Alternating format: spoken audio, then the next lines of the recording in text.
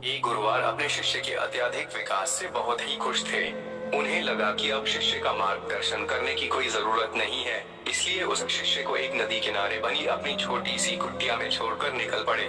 रोजाना सुबह स्नान के बाद शिष्य शेर की खाल से बने अपने कपड़े को सुखाने के लिए टांग दिया देता था। यही एकमात्र वस्तु थी जो उसके पास थी। एक दिन चूहों ने उस शेर की खाल को कुतर डाला। यह देखकर शिष्य बहुत ही उदास हो गया। वस्त्र न होने के कारण वह दूसरे वस्त्र मांगने गांव वालों के पास पहुंचा। अगले ही दिन चूहों ने दूसरे वस्त्र में भी छेद कर डाला। चूहे से परेशान होकर उसने एक भी बिल्ली पाल लिया। अब उसे समस्या चूहों से तो नहीं थी, लेकिन बिल्ली उसके लिए परेशानी का सबब बन गई। उसे अपने खाने के साथ साथ बिल्ली के लिए दूध का इंतजाम करना पड़ता था। एक दिन उसे लगा कि मैं कब तक का गांव वालों से मांगता रहूंगा, क्यों ना मैं खुद ही एक गाय रख लूं। जब उसे गाय मिल गया तो फिर उसके लिए चारा मांगने की जरूरत पड़ी।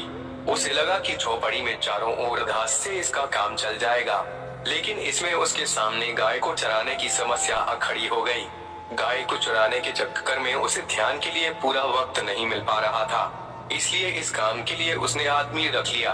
अब सवाल आया कि काम करने पर निगरानी की। इसके लिए उस शिष्य ने एक महिला से शादी कर ली, जो इसके इन सारे कामों को निगरानी करती और उसके काम में हाथ बटाती। आगे चलकर ऐसा वक्त आया जब वह गांव का सबसे धनी व्यक्ति बन गया।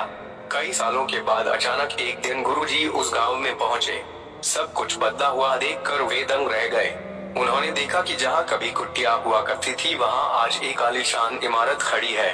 उन्होंने एक नौकर से पूछा, क्या यह वही जगह नहीं है जहां कभी मेरा एक शिष्य रहा करता था? नौकर उन्हें कोई जवाब देता, इससे पहले ही गुरुवार का वह शिष्य हाजिर हो गया।